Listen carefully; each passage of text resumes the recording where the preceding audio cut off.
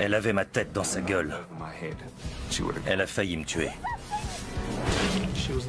Elle cherchait la morsure fatale. Elle vous brise les os comme de vulgaires brindilles. C'est notre pire cauchemar à tous. Se faire dévorer par une bête sauvage. Voici les histoires de 3 personnes prises pour cible par des prédateurs de la savane. Que se passe-t-il quand vous devenez la proie? La voilà!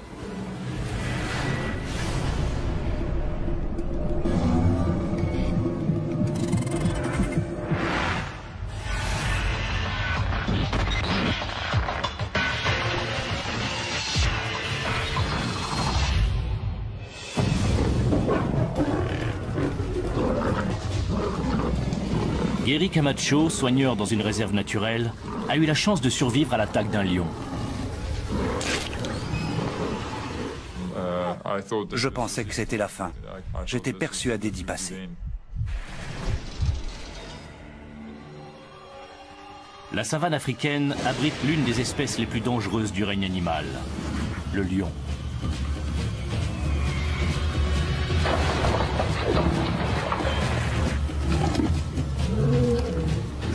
Des milliers de personnes ont servi de repas à ces fauves. Cette troupe vit dans une réserve de la province du Mpumalanga en Afrique du Sud. Quand la nourriture manque, ou quand ils se sentent menacés, ces félins peuvent se transformer en mangeurs d'hommes.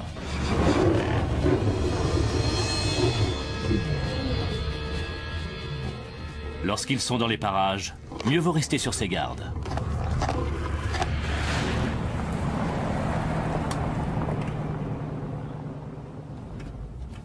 Gary Camacho, 23 ans, le sait mieux que personne.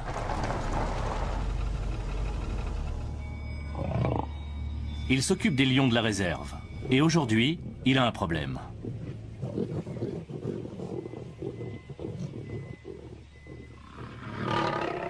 Une des lionnes est blessée et elle attend des petits.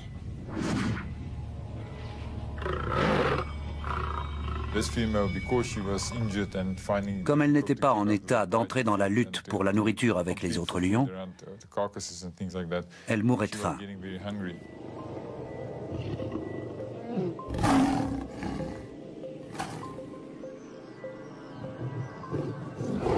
Si Gary tente de la soigner ici, il risque de se faire mettre en pièces.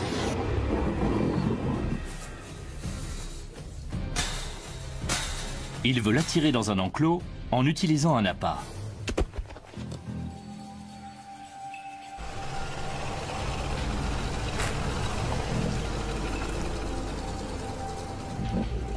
Mais les mâles dominants foncent sur la viande.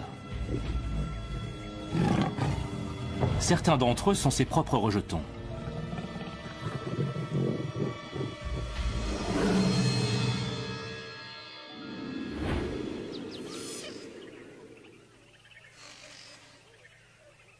Les jours suivants, Gary est en phase d'attente. Alors qu'il se détend avec des amis, il commet une grosse erreur.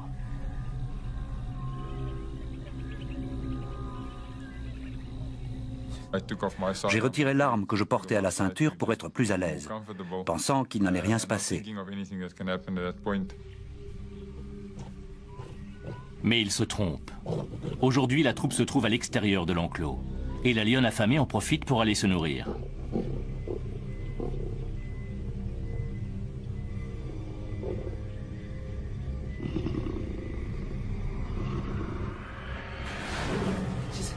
Elle est dans l'enclos. Le piège a fonctionné. Il faut que j'y aille. Il va enfin pouvoir la soigner. C'est parti.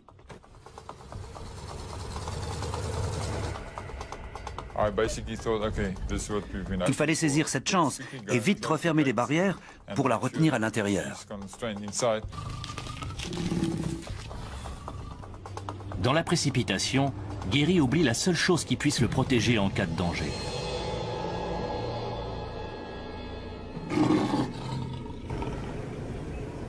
À 50 mètres de la clôture, il croise la troupe. La lionne n'est pas là.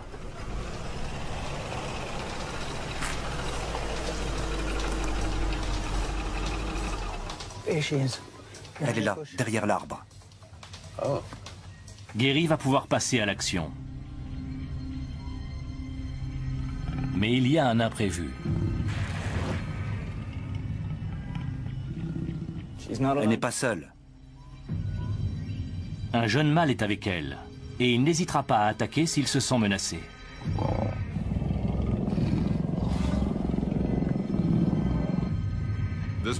Il était agité et agressif. Il grognait et rugissait dès qu'on s'approchait un peu trop.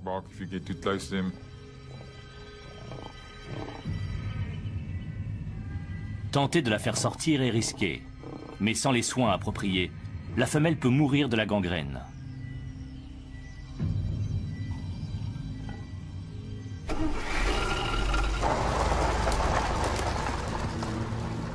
Gary utilise son 4x4 pour pousser le jeune lion dehors. Nous sommes entrés et j'ai placé le véhicule entre les deux lions. Il fallait ensuite obliger le mâle à sortir et refermer les barrières. Mais le jeune fauve ne se laisse pas impressionner. Il refuse de déguerpir. Il observait les mouvements de la voiture et il devait nous considérer comme une menace. Il ne s'est pas enfui parce qu'il a dû se sentir coincé.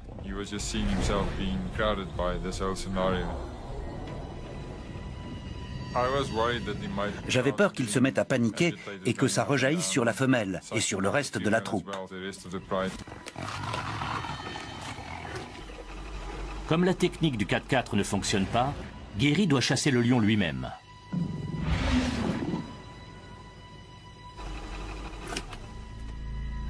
Je vais descendre pour le faire sortir.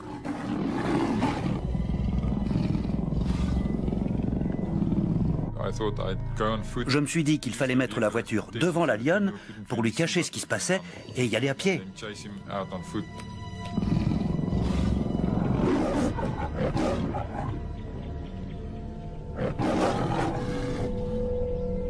L'opération est délicate, surtout lorsqu'on a oublié de prendre son arme.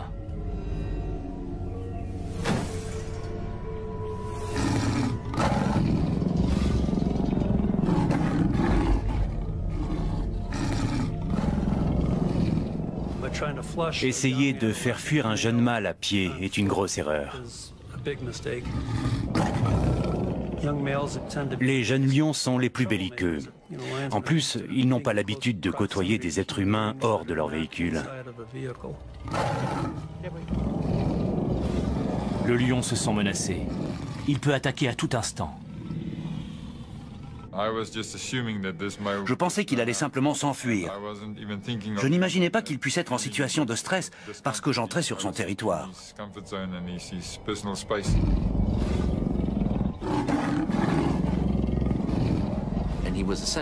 Il s'est senti piégé à cause de la clôture. Dans ces conditions, un animal peut avoir des réactions imprévisibles. Allez, allez, par ici! Au lieu d'utiliser l'espace que je lui avais laissé pour sortir, il s'est dirigé vers moi. Viens par là, mon grand. Allez, viens!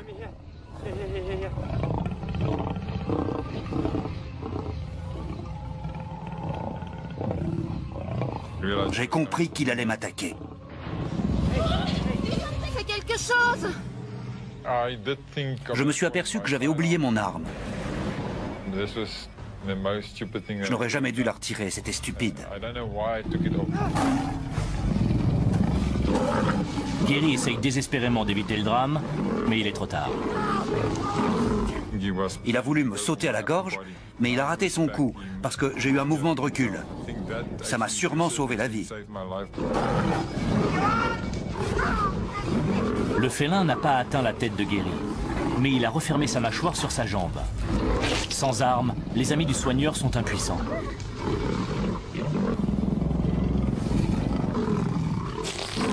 Gary est devenu une proie.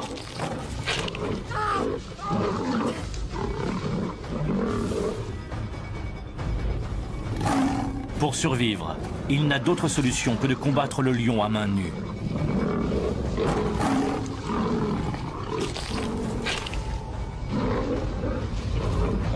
J'essayais de pousser sa tête et de l'éloigner de moi.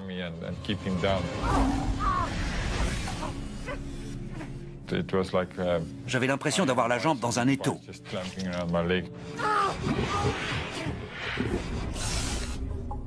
Un lion peut exercer une pression de 500 kg avec sa mâchoire. Bien assez pour briser le cou de sa proie.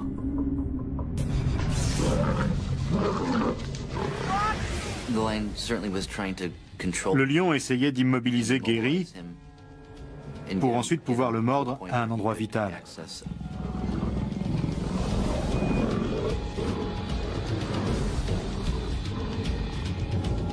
En dehors de l'enclos, la troupe sent l'odeur du sang. Ils essayaient de comprendre ce qui se passait et d'où venaient ces bruits.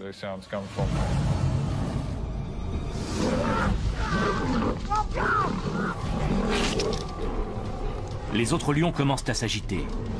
S'ils attaquent à leur tour, Gary est condamné.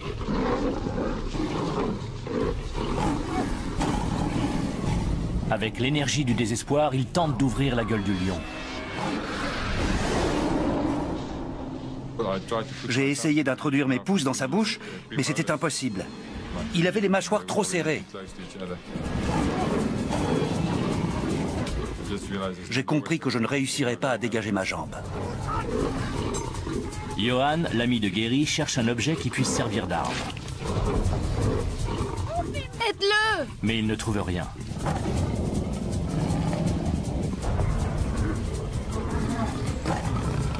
À l'extérieur, la tension monte.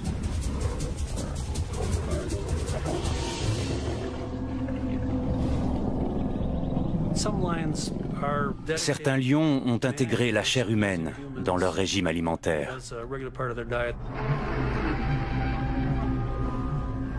Guidés par leur instinct de chasseur, les autres lions approchent. Le reste de la troupe arrivait et j'ai crié à mon ami « Les laisse pas entrer! Les laisse pas entrer !» Je savais que face à eux, je n'avais aucune chance. « Les laisse pas entrer !» Avec les autres lions qui venaient en renfort, j'ai cru que ma dernière heure avait sonné.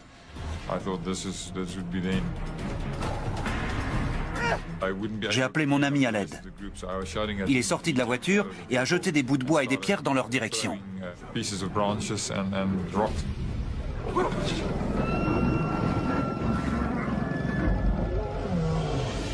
Johan arrive miraculeusement à repousser les nouveaux assaillants. Je suis là! Je suis là! Mais la jambe de Gary est toujours coincée dans la gueule du lion. Il doit agir rapidement. Il décide de s'attaquer au seul point faible du prédateur, ses yeux.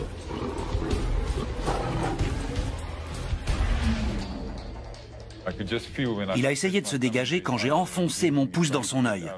Ça lui faisait mal. La truffe et les yeux sont fragiles et doivent être protégés à tout prix. Mais le lion ne lâche pas prise et se défend avec ses griffes acérées.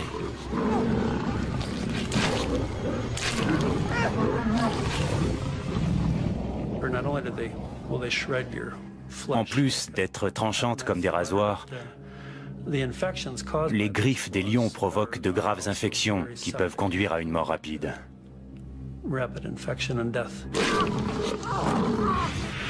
Elles sont porteuses de bactéries capables de causer des tumeurs, des inflammations du cœur et des défaillances rénales. J'entends encore le bruit de la chair qu'on lacère. Je pouvais voir ma peau se tendre avant de se déchirer. Le temps presse. Gary! Je ne vais plus pouvoir les retenir! Johan n'a plus rien à lancer.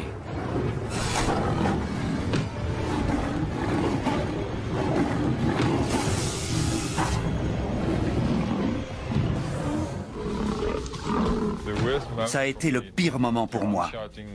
J'ai entendu Johan crier qu'il ne pouvait plus les retenir, puis la portière se refermait. La mort était toute proche.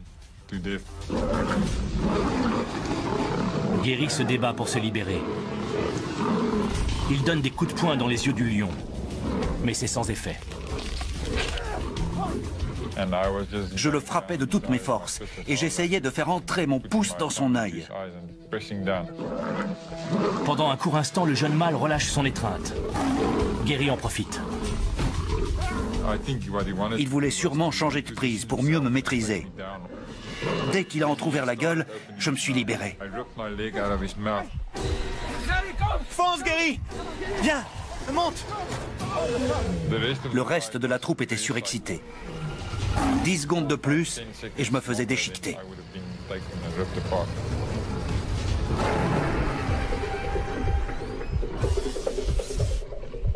L'adrénaline qui circule dans le corps de Gary atténue sa douleur. Il faut te faire examiner. Il réalise la gravité de ses blessures une fois hors de danger. J'ai vu un morceau de chair qui pendait derrière ma jambe. J'avais aussi certains tendons du bras arrachés. J'avais du mal à bouger la main gauche. Arrête la voiture. Je vais conduire, d'accord? Arrête-toi là.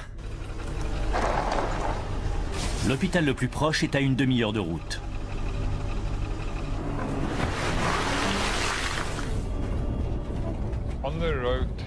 Sur le chemin, j'ai commencé à me sentir vraiment mal.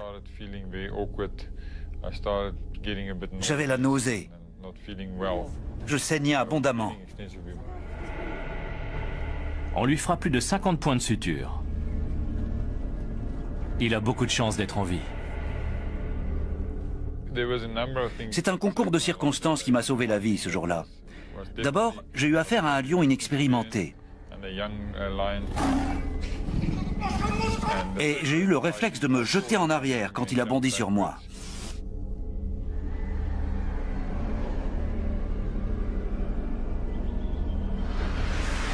Quelques semaines plus tard, Gary a pu reprendre son travail. Entre-temps, la blessure de la lionne a guéri naturellement et elle a mis au monde des lionceaux en bonne santé. Cette expérience a fait comprendre à Gary que dans la savane, il ne faut jamais baisser la garde.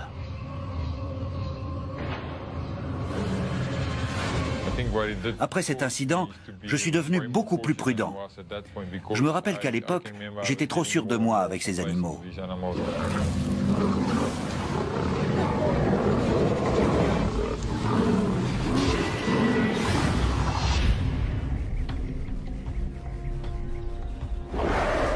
Depuis que l'Homo sapiens foule le sol de la savane africaine, il a peur du roi des animaux. Ce superbe prédateur règne sur ce territoire depuis 1 million d'années.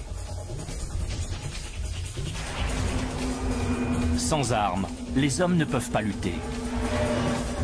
Chaque année, plus de 100 personnes sont tuées par des lions. Les hommes sont au menu des lions depuis toujours. Nous avons évolué ensemble.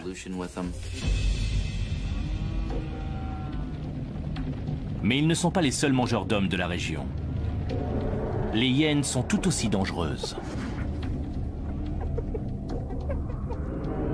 Elles ne laissent rien de leurs victimes, pas même les os.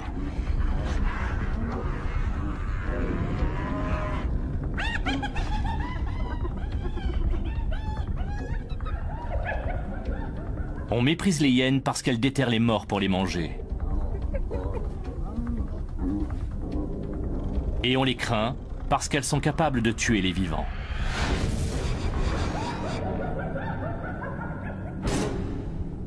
Dans les années 50, des hyènes terrorisèrent un village du Malawi.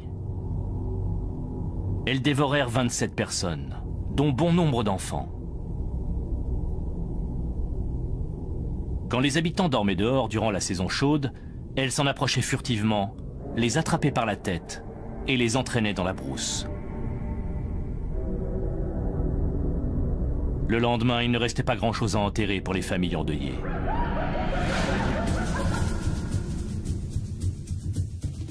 Les hyènes sont des prédateurs intrépides. En 1972, Nirendas Legedge, un instituteur du Malawi, se rendait au travail à vélo lorsqu'il fut attaqué.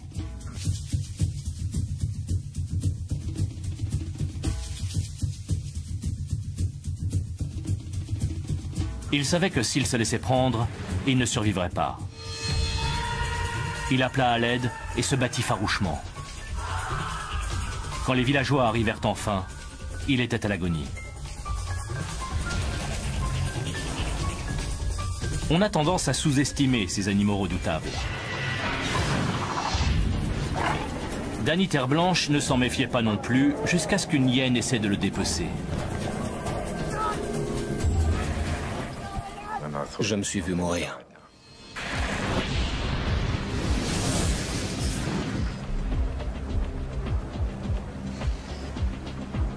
Été 1998.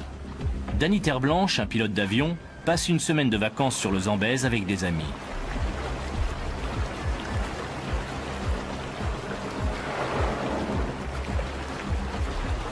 Chaque année, le groupe part à l'aventure.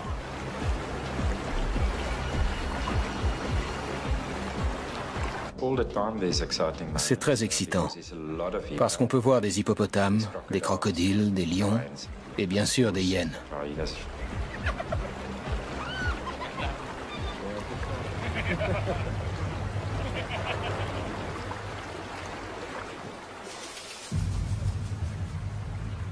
Après une journée éreintante sur le fleuve, le groupe d'amis va passer la soirée sur la terre ferme.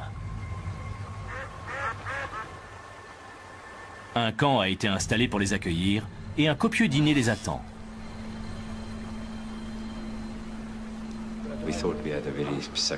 Jusque-là, les vacances se passaient parfaitement bien. Nous étions très heureux.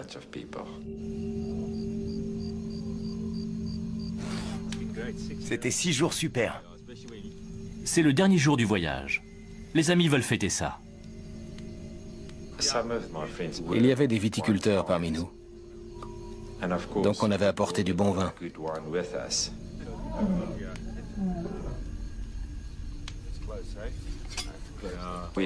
On entendait les lions tous les soirs. On savait qu'ils étaient nombreux, mais personne n'avait d'armes. Tu es sûr de vouloir dormir dehors? Le danger est proche, mais Danny ne veut pas dormir sous une tente.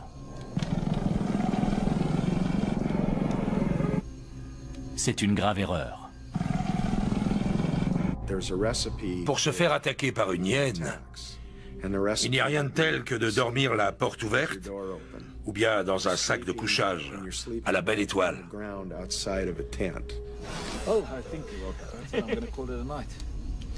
Je crois que je vais aller me coucher. Dors bien. Je dormais dehors tous les soirs, mais je me protégeais. Je mettais des chaises autour de mon matelas et j'accrochais une moustiquaire à un arbre. Mais ce mince filet n'arrêtera pas une bête affamée.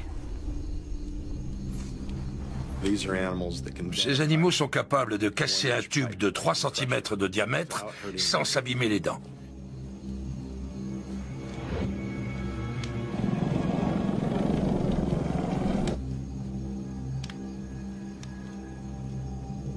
Les hyènes sont à l'aise la nuit, car elles voient dans le noir.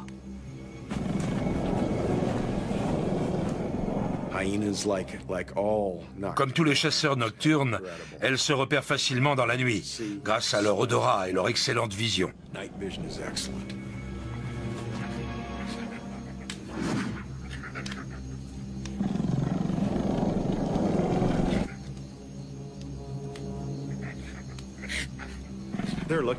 Elles cherchent des restes de repas qui ont pu être jetés.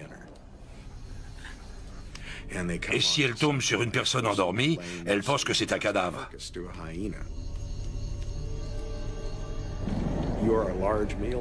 Pour elles, vous n'êtes que de la viande. Elles ne vérifient pas que vous êtes mort avant de vous attraper.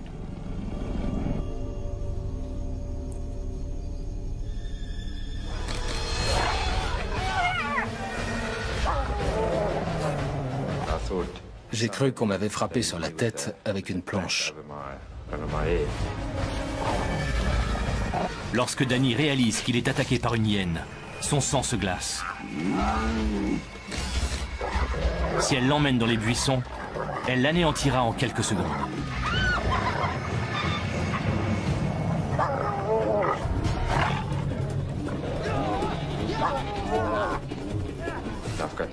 Je n'avais pas d'arme. La seule chose que j'ai trouvée pour me protéger, c'est de me mettre une couverture sur la tête pour ne pas me faire décapiter. Les dents des hyènes sont redoutables. Les prémolaires servent à briser les os.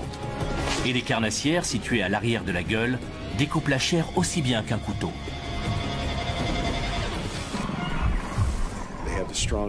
Elles ont les mâchoires les plus puissantes du règne animal. Même les lions et les ours ne tiennent pas la comparaison.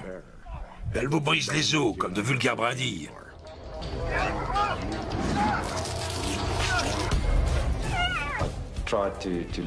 D'instinct, j'ai essayé de me recroqueviller pour me protéger.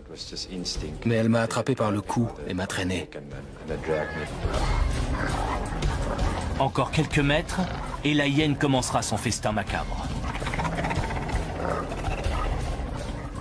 Elles emmènent leur proie en lieu sûr avant de l'engloutir. Au secours! Venez m'aider! Yann!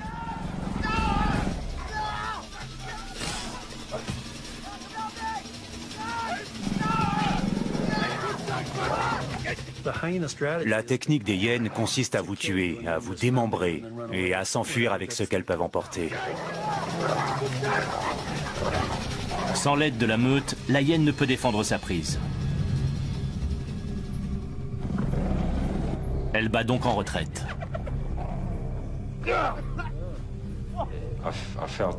Quand j'ai passé la main sur ma blessure au crâne, j'ai compris que c'était très grave.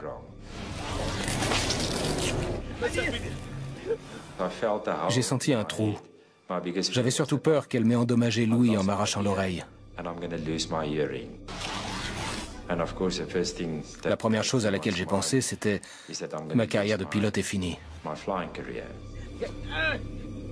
Heureusement, l'oreille de Danny est en bon état. Mon oreille était restée dans la moustiquaire. Elle était accrochée par des petits bouts de peau.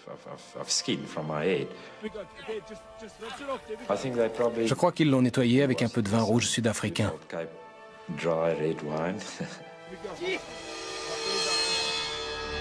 Essayant tant bien que mal de préserver l'oreille de Danny, ses amis la remettent en place avec un bandage.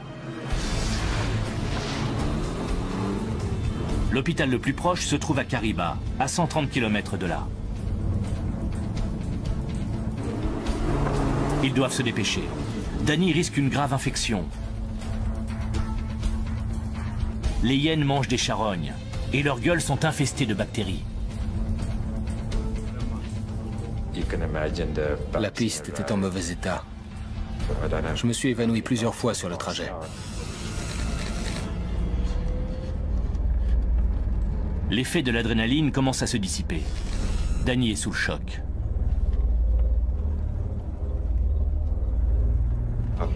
J'ai beaucoup prié. J'ai demandé à Dieu de m'aider. C'est ce qui m'a permis de tenir. Ne t'inquiète pas. Ça va aller.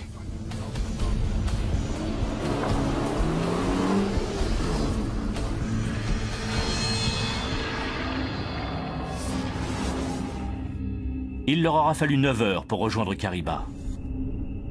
La ville n'a qu'un petit hôpital. Le docteur fait ce qu'elle peut pour sauver l'oreille de Danny. Elle l'a recousu sur ma tête, mais elle n'avait pas d'anesthésiant. Mes amis ont dû me retenir sur la table pendant qu'elle me soignait.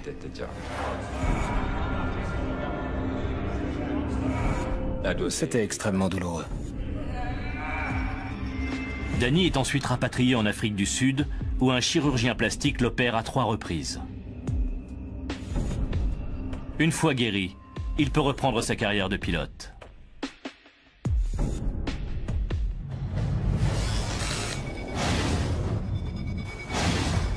Danny a découvert que dans la savane, l'homme n'est qu'un simple maillon de la chaîne alimentaire.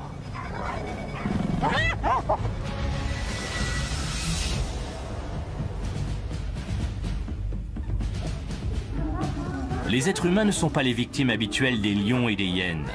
Mais quand la nourriture manque, ils se rabattent sur ce qu'ils trouvent.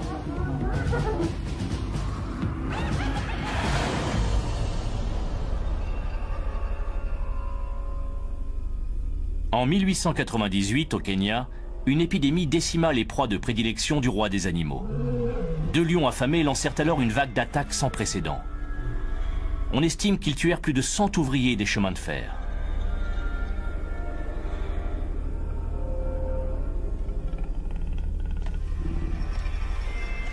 Ils commencèrent probablement par déterrer des corps. Puis, prenant goût à la chair humaine, ils entamèrent un massacre qui dura 9 mois.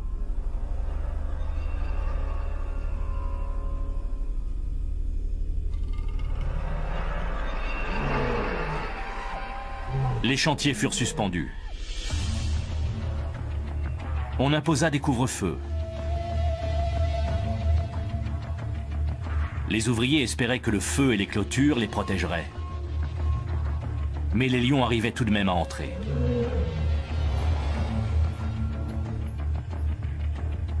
Ils attrapaient leurs proies pendant leur sommeil et les emportaient dans la brousse pour les dévorer.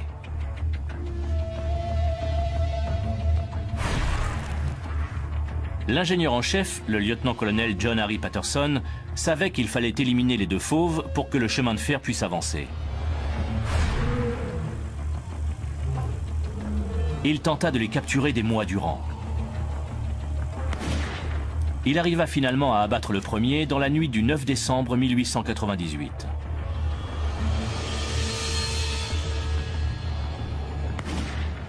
« 20 jours plus tard, il tua le deuxième. Patterson devint immédiatement un héros. Les lions mâles sont extrêmement dangereux, mais les lionnes ne sont pas en reste. Ce sont elles qui chassent dans la troupe, et elles sont redoutables d'efficacité.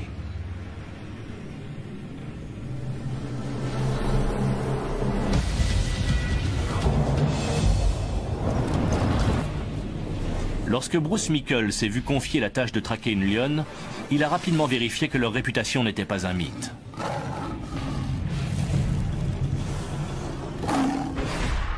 Elle m'a mordu le sommet du crâne. J'ai failli y passer. Limpopo, Afrique du Sud. Cette lionne solitaire est vieille et affamée.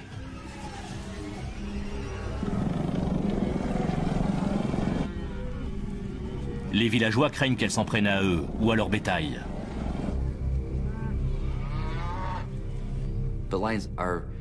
Les lions sont souvent persécutés par les hommes parce qu'ils représentent une menace pour les troupeaux.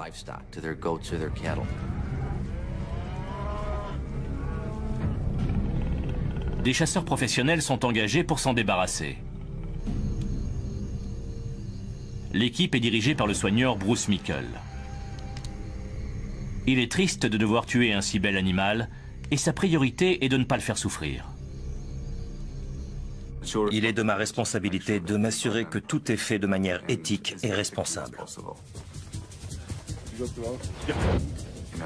Il faut faire en sorte que la bête n'ait pas le temps d'avoir mal.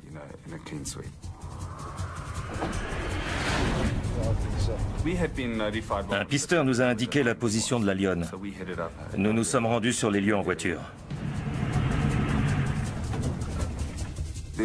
Il y a plusieurs choses auxquelles il faut faire attention quand on chasse un lion.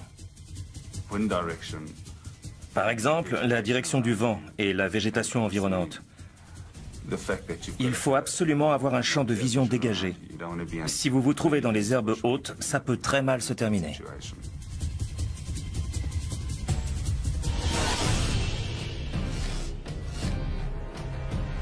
Bruce et son équipe partent sur les traces de la lionne solitaire.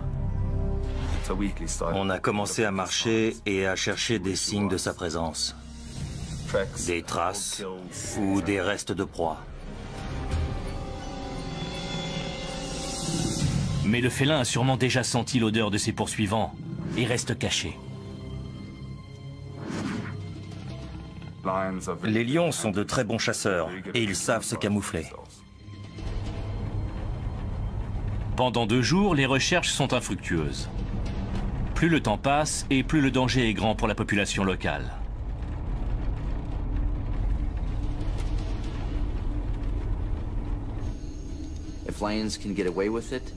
Si l'occasion se présente, les lions n'hésitent pas à manger des êtres humains. Surtout dans un environnement difficile, où leurs proies habituelles se font plus rares.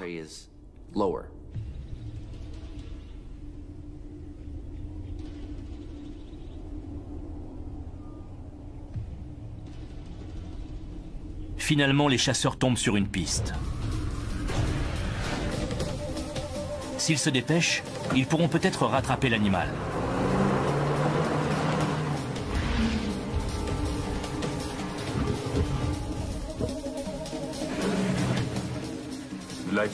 On l'a retrouvé un peu plus tard dans la matinée. L'étape suivante était de se mettre en place pour le tir.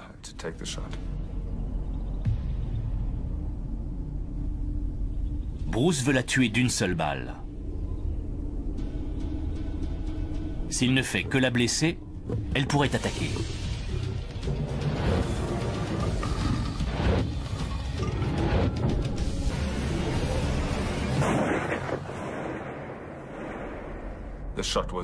Le tir était bon. Mais elle s'est relevée et s'est enfuie dans les broussailles. Le plan ne se déroule pas comme prévu.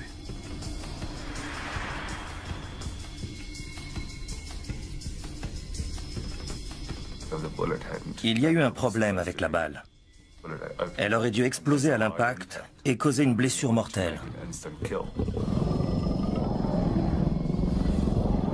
Mais là, elle a simplement traversé la lionne.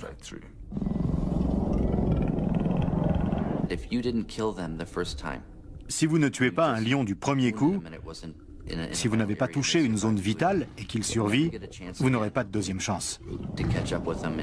Il aura le temps de faire de nombreuses autres victimes avant que vous le recroisiez. C'est un échec pour Bruce. Au lieu de tuer la femelle sur le coup, il l'a blessée et mise en rage.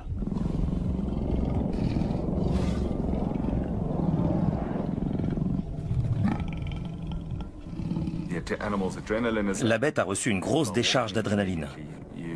Et si vous êtes dans les parages à ce moment-là, vous risquez clairement de vous faire attaquer. Le groupe décide de laisser le temps à la lionne de se calmer. Par mesure de prudence, nous sommes remontés dans le véhicule.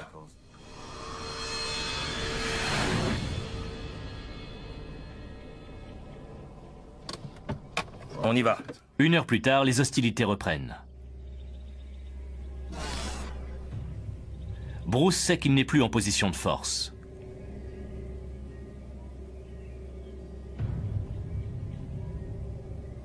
La lionne est sur la défensive et peut frapper à tout instant.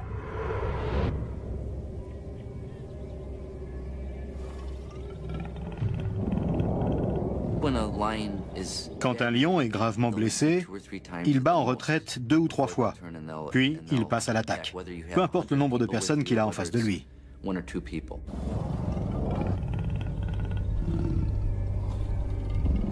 La femelle a repéré ses poursuivants.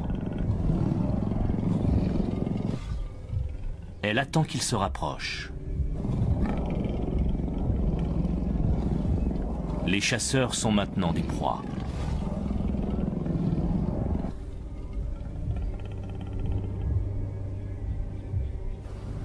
La voilà! Un lion peut parcourir 100 mètres en à peu près 6 secondes.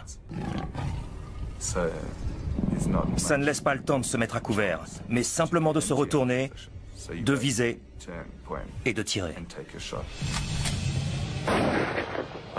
Le temps que je recharge pour tirer, elle m'avait sauté dessus. L'assaut est brutal. Le fauve se jette sur la tête de Bruce.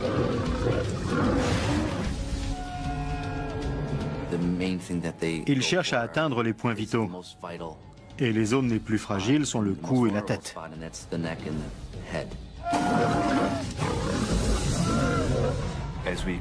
On n'était pas encore à terre qu'elle avait déjà la gueule sur ma tête et qu'elle me mordait l'arrière du crâne. L'impact sur le sol lui a fait lâcher prise. J'ai vu des crocs, de la salive et des poils. Ces rugissements étaient incroyablement puissants.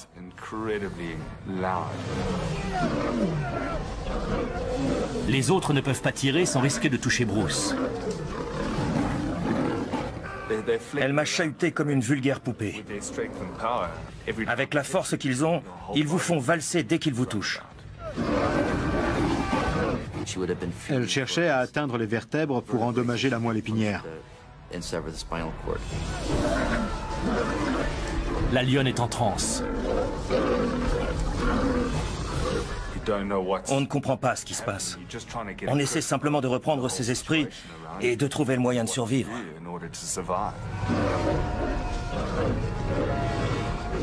Bruce ne fait pas le poids. Elle le tuera dès qu'il faiblira.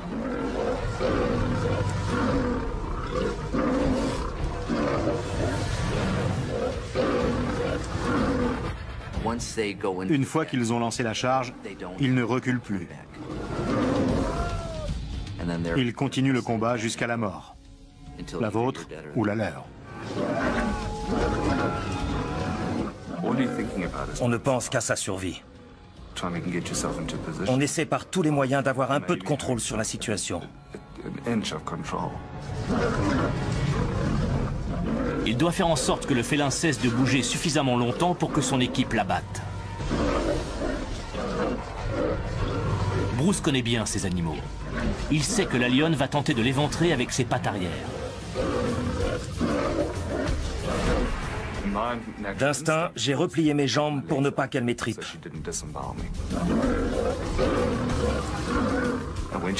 Quand on s'est retrouvés face à face, j'ai mis mon bras dans sa gueule. Bruce réussit à neutraliser les principales armes du prédateur, ses dents et les griffes de ses pattes arrière. Il la serre aussi fort qu'il peut pour l'immobiliser. Tirez!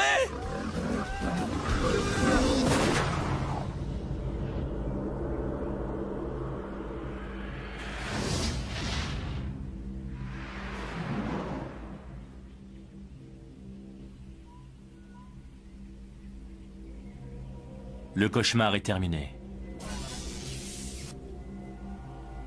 Même si elle a failli le tuer, Bruce ne peut s'empêcher de déplorer qu'on ait dû abattre cette superbe créature. Au moment où elle meurt, après une telle lutte, une double émotion vous traverse. Vous êtes à la fois soulagé d'avoir survécu et triste pour elle.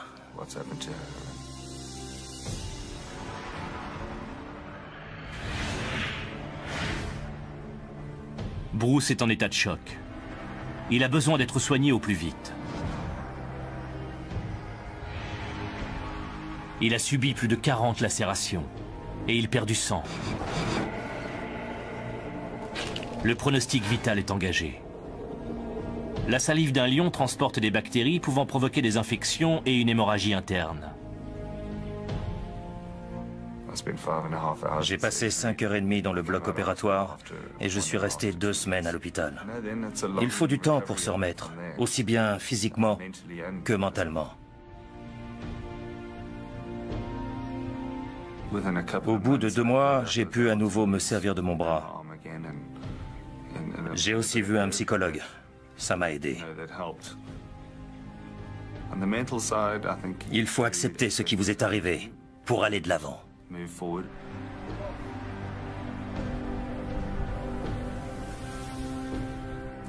Il y a très peu de témoignages de ce genre, parce que généralement, quand un lion attaque, il tue sa victime.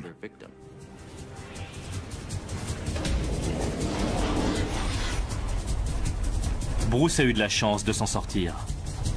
Cette expérience traumatisante ne l'a pas dissuadé d'exercer son métier de chef soigneur dans la savane.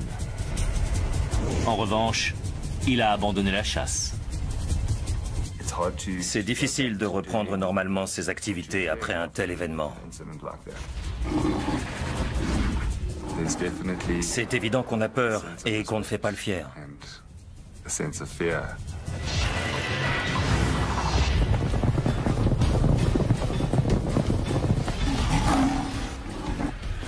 Les lions et les hyènes peuvent tuer une personne en quelques secondes, mais les attaques sont rares. En règle générale, ils nous évitent. Ils ne nous prennent pour cible que si la nourriture manque ou s'ils se sentent menacés. Mais lorsque cela arrive, les conséquences sont dramatiques. J'étais à 2 doigts de mourir ce jour-là. Je pense que ça a renforcé mon amour de la vie. J'ai compris que chaque moment de notre existence pouvait être le dernier. Étonnamment, beaucoup de rescapés ne blâment pas les animaux. J'ai du respect pour les hyènes, parce que ce sont des prédateurs malins. Je me méfie plus d'elles qu'avant, et je ne commets plus d'imprudence. Depuis toujours, je travaille avec des animaux sauvages. Donc, je côtoie quotidiennement le danger. On a forcément du respect pour ces prédateurs. D'abord parce qu'on connaît leur puissance, mais aussi parce qu'on est chez eux. Et tant que les hommes empiéteront sur leur territoire, ils prendront le risque de devenir une proie comme les autres.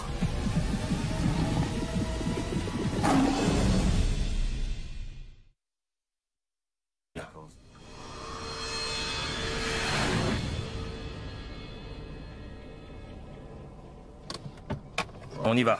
1 heure plus tard, les hostilités reprennent. Bruce sait qu'il n'est plus en position de force.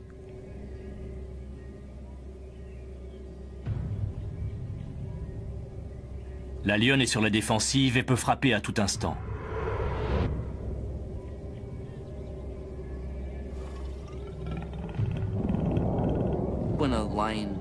Quand un lion est gravement blessé, il bat en retraite 2 ou 3 fois, puis il passe à l'attaque, peu importe le nombre de personnes qu'il a en face de lui.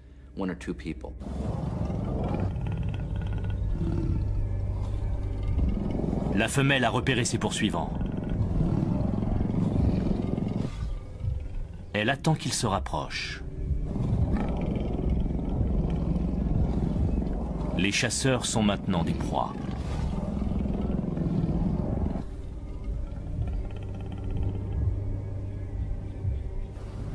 La voilà! Un lion peut parcourir 100 mètres en à peu près 6 secondes. Ça ne laisse pas le temps de se mettre à couvert, mais simplement de se retourner, de viser et de tirer. Le temps que je recharge pour tirer, elle m'avait sauté dessus. L'assaut est brutal. Le fauve se jette sur la tête de Bruce.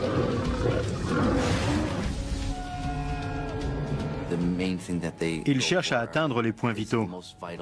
Et les zones les plus fragiles sont le cou et la tête.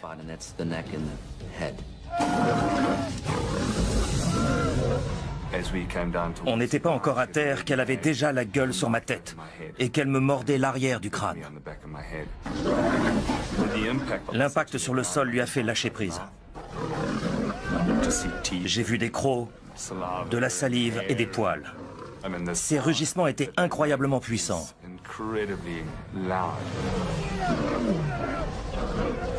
Les autres ne peuvent pas tirer sans risquer de toucher Bruce. Elle m'a chahuté comme une vulgaire poupée. Avec la force qu'ils ont, ils vous font valser dès qu'ils vous touchent. Elle cherchait à atteindre les vertèbres pour endommager la moelle épinière. La lionne est en transe. On ne comprend pas ce qui se passe. On essaie simplement de reprendre ses esprits et de trouver le moyen de survivre.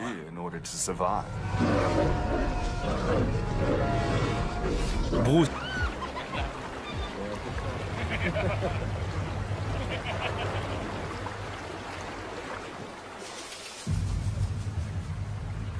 Après une journée éreintante sur le fleuve, le groupe d'amis va passer la soirée sur la terre ferme. Un camp a été installé pour les accueillir et un copieux dîner les attend.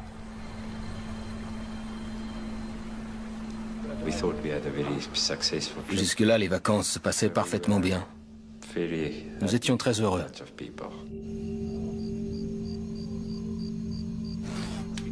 C'était 6 jours super. C'est le dernier jour du voyage.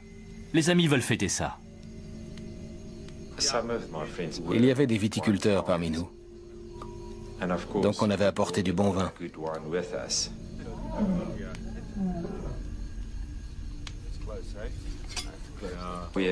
On entendait les lions tous les soirs. On savait qu'ils étaient nombreux, mais personne n'avait d'armes. Tu es sûr de vouloir dormir dehors? Le danger est proche, mais Danny ne veut pas dormir sous une tente. C'est une grave erreur.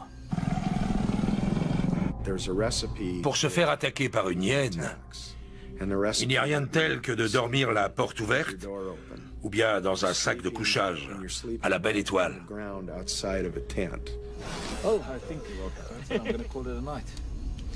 Je crois que je vais aller me coucher. Dors bien. Je dormais dehors tous les soirs, mais je me protégeais. Je mettais des chaises autour de mon matelas et j'accrochais une moustiquaire à un arbre. Mais ce mince filet n'arrêtera pas une bête affamée. Ces animaux sont capables de casser un tube de 3 cm de diamètre sans s'abîmer les dents.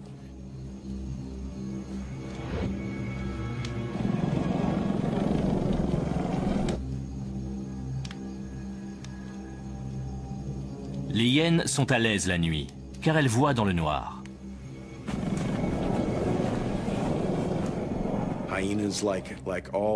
Comme tous les chasseurs nocturnes, elles se repèrent facilement dans la nuit, grâce à leur odorat et leur excellente vision.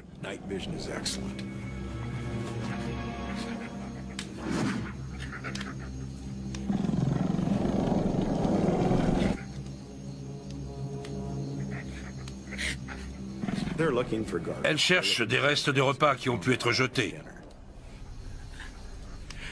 Et si elles tombent sur une personne endormie, elles pensent que c'est un cadavre.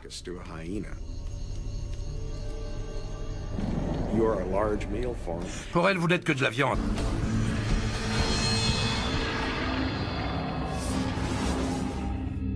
Il leur aura fallu 9 heures pour rejoindre Kariba. La ville n'a qu'un petit hôpital. Le docteur fait ce qu'elle peut pour sauver l'oreille de Danny. Elle l'a recousu sur ma tête, mais elle n'avait pas d'anesthésiant. Mes amis ont dû me retenir sur la table pendant qu'elle me soignait.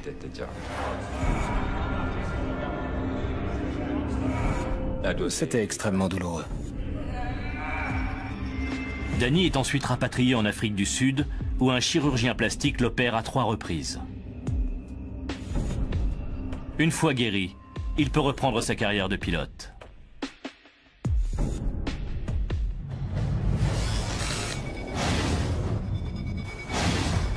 Danny a découvert que dans la savane, l'homme n'est qu'un simple maillon de la chaîne alimentaire.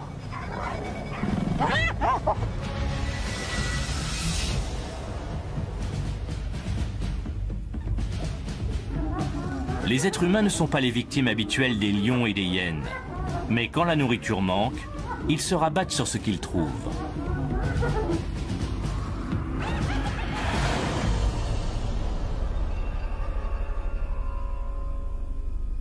En 1898, au Kenya, une épidémie décima les proies de prédilection du roi des animaux.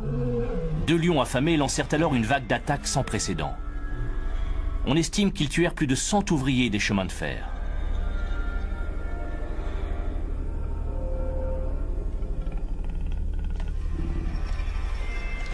Ils commencèrent probablement par déterrer des corps. Puis, prenant goût à la chair humaine, ils entamèrent un massacre qui dura 9 mois.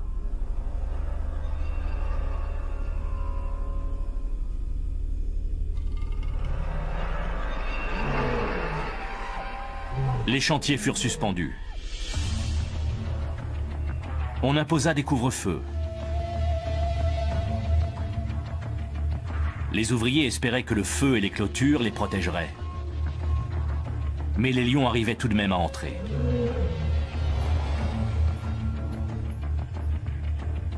Ils attrapaient leurs proies pendant leur sommeil et les emportaient dans la brousse pour les dévorer.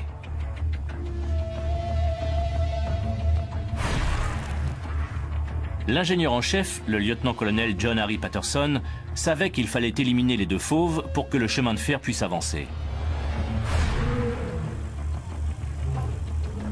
Il tenta de les capturer des mois durant. Il arriva finalement à abattre le premier dans la nuit du 9 décembre lorsqu'il fut attaqué.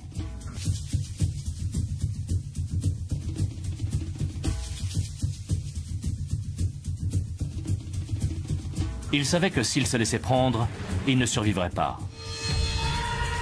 Il appela à l'aide et se battit farouchement. Quand les villageois arrivèrent enfin, il était à l'agonie.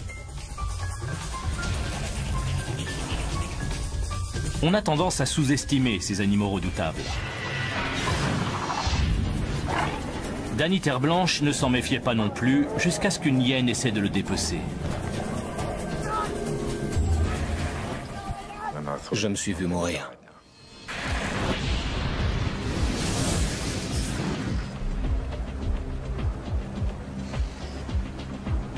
Été 1998. Danny Terre-Blanche, un pilote d'avion, passe une semaine de vacances sur le Zambèze avec des amis.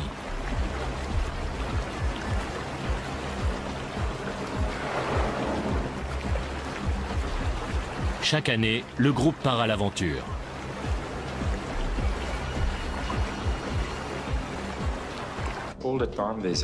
C'est très excitant, parce qu'on peut voir des hippopotames, des crocodiles, des lions, et bien sûr des hyènes.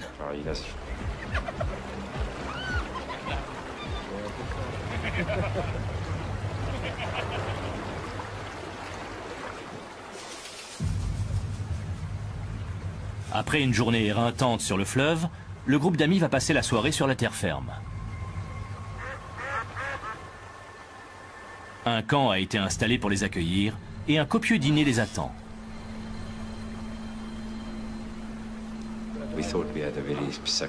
Jusque-là, les vacances se passaient parfaitement bien. Nous étions très heureux.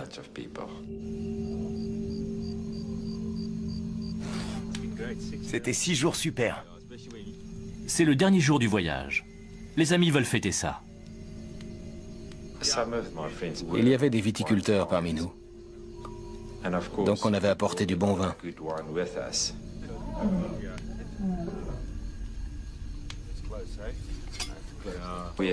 On entendait les lions tous les soirs. On savait qu'ils étaient nombreux, mais personne n'avait d'armes. Tu es sûr de vouloir dormir dehors? Le danger est proche, mais Danny ne veut pas dormir sous une tente. C'est une grave erreur. Pour se faire attaquer par une hyène, il n'y a rien de tel que de dormir la porte ouverte ou bien dans un sac de couchage à la belle étoile.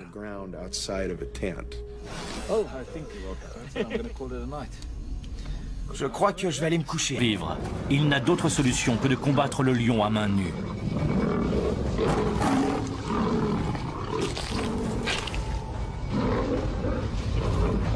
J'essayais de pousser sa tête et de l'éloigner de moi.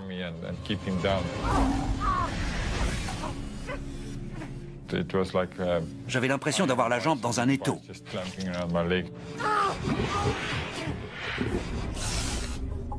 Un lion peut exercer une pression de 500 kg avec sa mâchoire.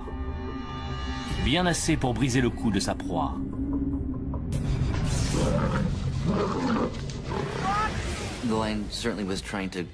Le lion essayait d'immobiliser Gary pour ensuite pouvoir le mordre à un endroit vital.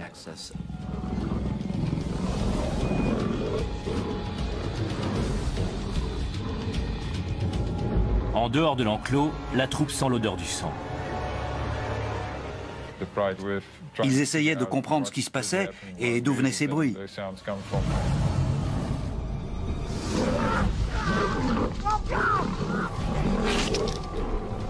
Les autres lions commencent à s'agiter. S'ils attaquent à leur tour, Gary est condamné.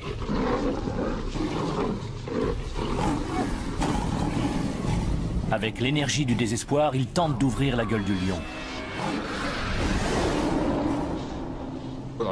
J'ai essayé d'introduire mes pouces dans sa bouche, mais c'était impossible. Il avait les mâchoires trop serrées. J'ai compris que je ne réussirais pas à dégager ma jambe. Johan, l'ami de Gary, cherche un objet qui puisse servir d'arme. Aide-le! Mais il ne trouve rien.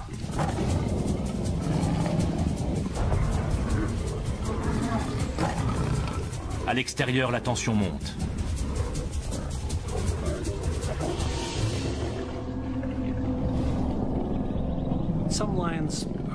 Certains lions ont intégré la chair humaine dans leur régime alimentaire. Guidés par leur instinct de chasseur, les autres lions approchent.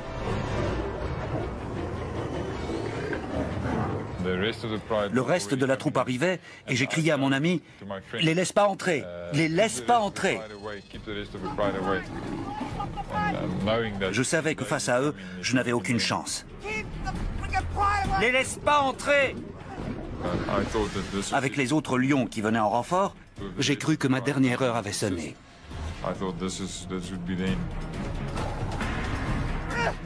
J'ai appelé mon ami à l'aide. Il est sorti de la voiture et a jeté des bouts de bois et des pierres dans leur direction. Ces rugissements étaient incroyablement puissants.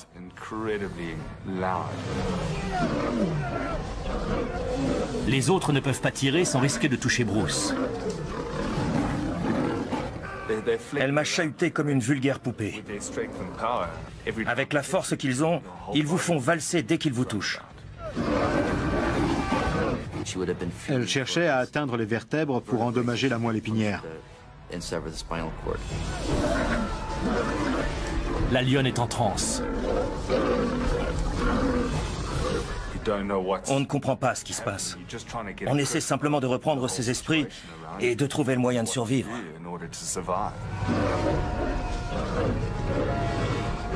Bruce ne fait pas le poids.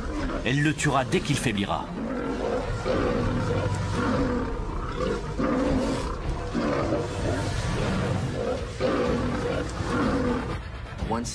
Une fois qu'ils ont lancé la charge, ils ne reculent plus.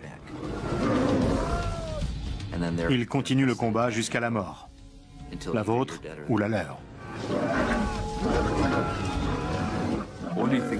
On ne pense qu'à sa survie. On essaie par tous les moyens d'avoir un peu de contrôle sur la situation. Il doit faire en sorte que le félin cesse de bouger suffisamment longtemps pour que son équipe l'abatte. Bruce connaît bien ces animaux. Il sait que la lionne va tenter de l'éventrer avec ses pattes arrière. D'instinct, j'ai replié mes jambes pour ne pas qu'elle m'étripe.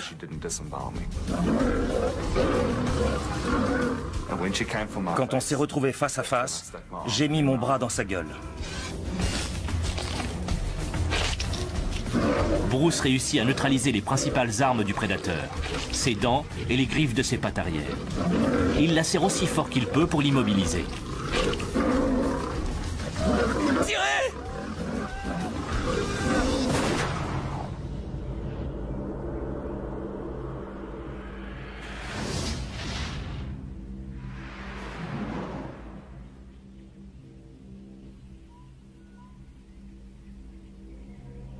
Le cauchemar est terminé. Même si elle a failli le tuer, Bruce ne peut s'empêcher de déplorer qu'on ait dû abattre cette superbe créature. Au moment où elle meurt, après une telle lutte, une double émotion vous traverse. Vous êtes à la fois soulagé d'avoir survécu et triste pour elle.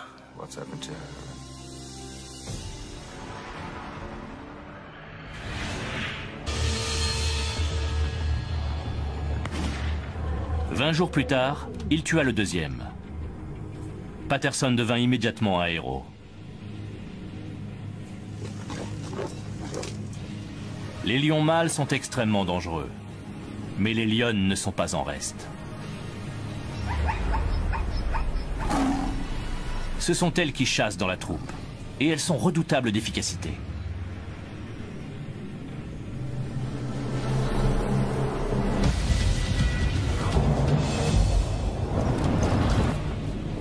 Lorsque Bruce Meikle s'est vu confier la tâche de traquer une lionne, il a rapidement vérifié que leur réputation n'était pas un mythe.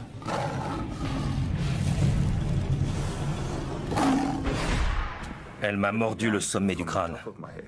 J'ai failli y passer. Limpopo, Afrique du Sud. Cette lionne solitaire est vieille et affamée.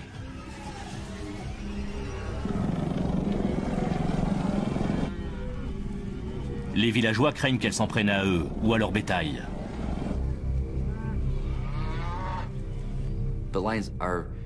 Les lions sont souvent persécutés par les hommes parce qu'ils représentent une menace pour les troupeaux.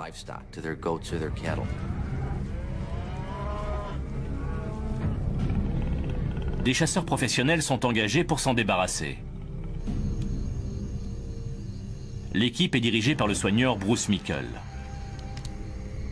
Il est triste de devoir tuer un si bel animal, et sa priorité est de ne pas le faire souffrir. Il est de ma responsabilité de m'assurer que tout est fait de manière éthique et responsable.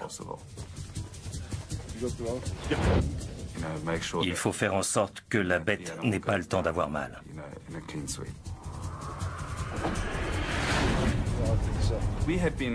Un pisteur nous a indiqué la position de la lionne. Nous nous sommes rendus sur les lieux en voiture. Il y a plusieurs choses auxquelles il faut faire attention quand on chasse un lion. Par exemple, la direction du vent et la végétation environnante. Il faut absolument avoir un champ de vision dégagé. Si vous vous trouvez dans les herbes hautes, ça peut très mal se terminer.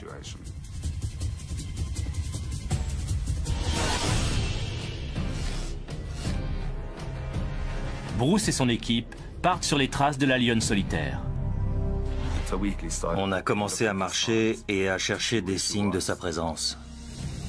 Des traces ou des restes de proie. Mais le félin a sûrement déjà senti l'odeur de ses poursuivants et reste caché.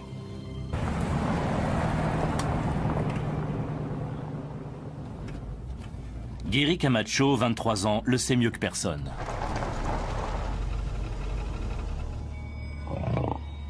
Il s'occupe des lions de la réserve.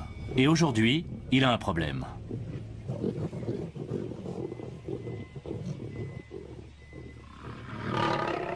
Une des lionnes est blessée et elle attend des petits.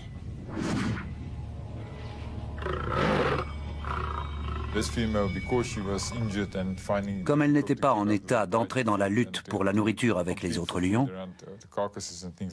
elle mourait de faim.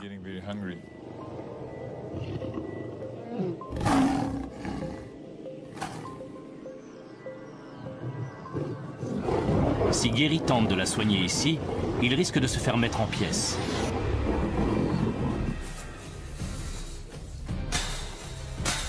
Il veut l'attirer dans un enclos en utilisant un appât.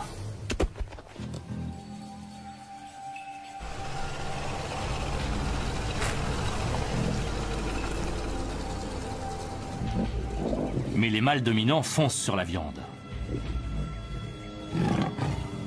Certains d'entre eux sont ses propres rejetons.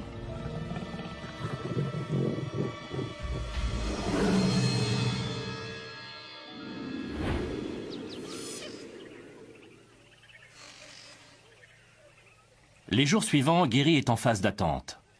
Alors qu'il se détend avec des amis, il commet une grosse erreur.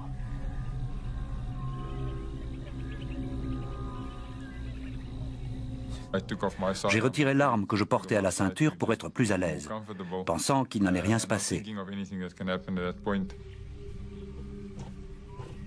Mais il se trompe.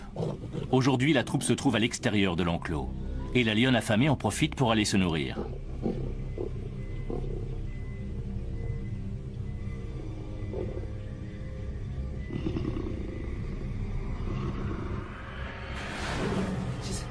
Elle est dans l'enclos. Le piège a fonctionné. Il faut que j'y aille. Il va enfin pouvoir la soigner. C'est parti.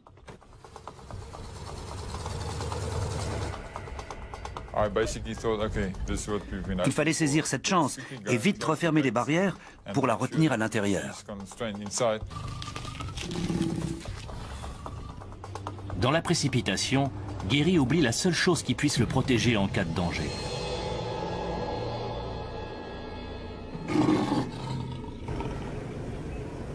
À 50 mètres de la clôture, il croise la troupe. La lionne n'est pas là.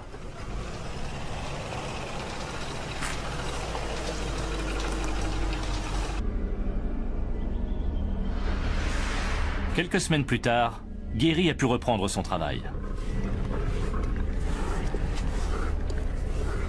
Entre-temps, la blessure de la lionne a guéri naturellement et elle a mis au monde des lionceaux en bonne santé. Cette expérience a fait comprendre à Gary que dans la savane, il ne faut jamais baisser la garde.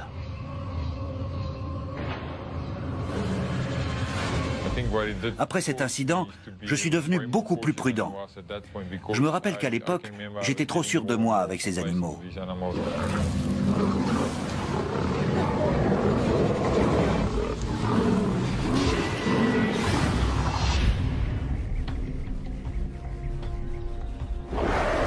Depuis que l'Homo sapiens foule le sol de la savane africaine, il a peur du roi des animaux. Ce superbe prédateur règne sur ce territoire depuis 1 million d'années. Sans armes, les hommes ne peuvent pas lutter. Chaque année, plus de 100 personnes sont tuées par des lions.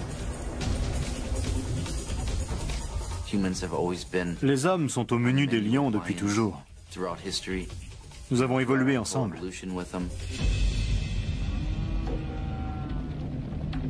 Mais ils ne sont pas les seuls mangeurs d'hommes de la région. Les hyènes sont tout aussi dangereuses. Elles ne laissent rien de leurs victimes, pas même les os.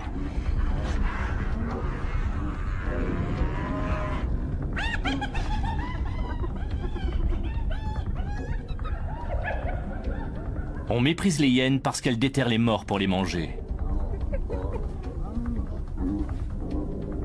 Et on les craint parce qu'elles sont capables de tuer les vivants.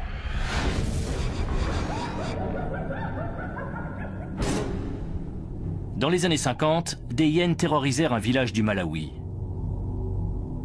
Elles dévorèrent 27 personnes, dont bon nombre d'enfants. Quand les habitants dormaient dehors durant la saison chaude, elles s'en approchaient furtivement, les attrapaient par la tête et les entraînaient dans la brousse. Le lendemain, il ne restait pas grand-chose à enterrer pour les familles endeuillées.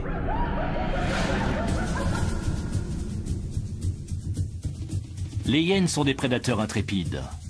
En 1972, Nirendas Legedge, un instituteur du Malawi, se rendait au travail à vélo lorsqu'il fut attaqué.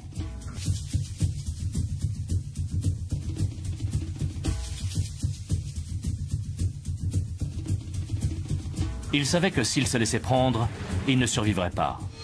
Cette expérience a fait comprendre à Gary que dans la savane, il ne faut jamais baisser la garde.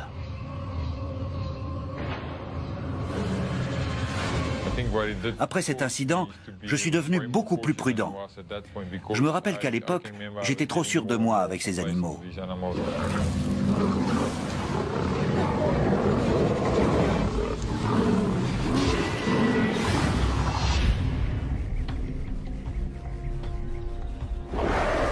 Depuis que l'Homo sapiens foule le sol de la savane africaine, il a peur du roi des animaux.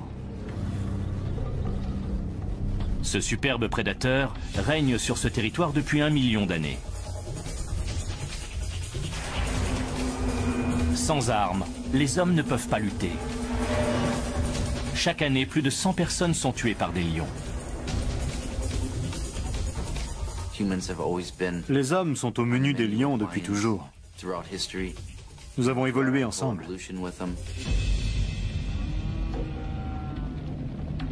Mais ils ne sont pas les seuls mangeurs d'hommes de la région. Les hyènes sont tout aussi dangereuses. Elles ne laissent rien de leurs victimes, pas même les os.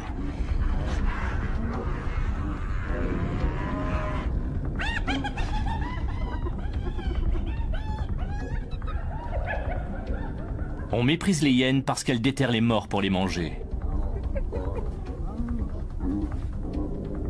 Et on les craint parce qu'elles sont capables de tuer les vivants.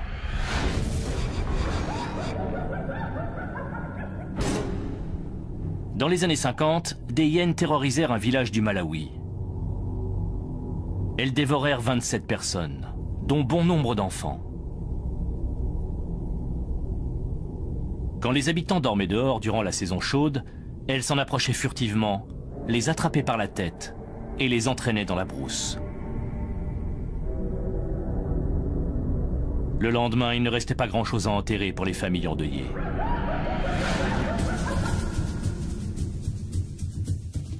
Les hyènes sont des prédateurs intrépides. En 1972, Nirendas Legedge, un instituteur du Malawi, se rendait au travail à vélo lorsqu'il fut attaqué.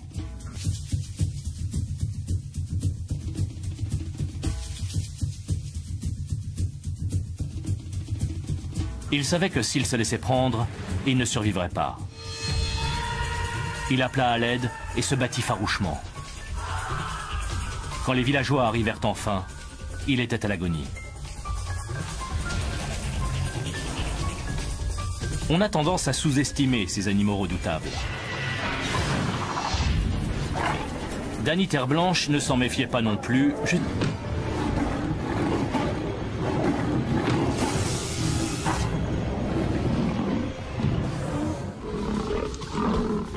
Ça a été le pire moment pour moi.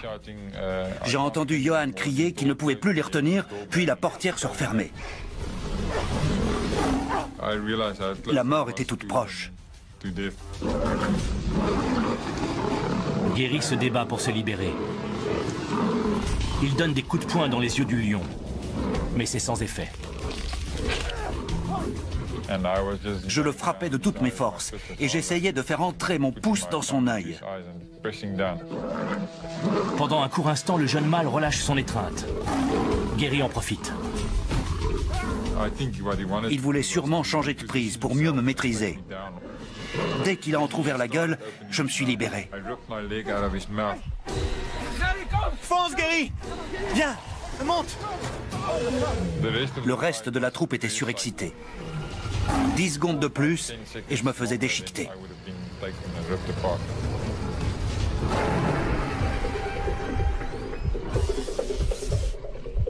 L'adrénaline qui circule dans le corps de Gary atténue sa douleur.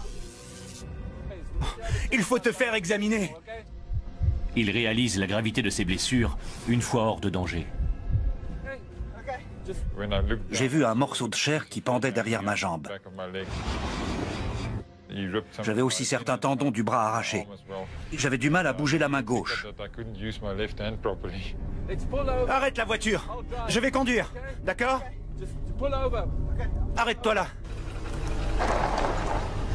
L'hôpital le plus proche est à une demi-heure de route.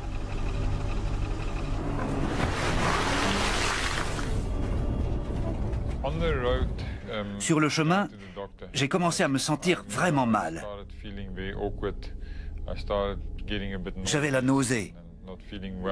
Je saignais abondamment. On lui fera plus de 50 points de suture. Il a beaucoup de chance d'être en vie. C'est un concours de circonstances qui m'a sauvé la vie ce jour-là. D'abord, j'ai eu affaire à un lion inexpérimenté. Et j'ai eu le réflexe de me jeter en arrière quand il a bondi sur moi.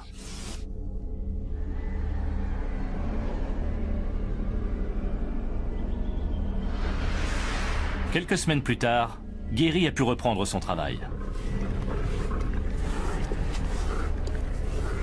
Entre-temps, la blessure de la lionne a guéri naturellement et elle a mis au monde des lionceaux en bonne santé. Cette expérience a fait comprendre à Gary que dans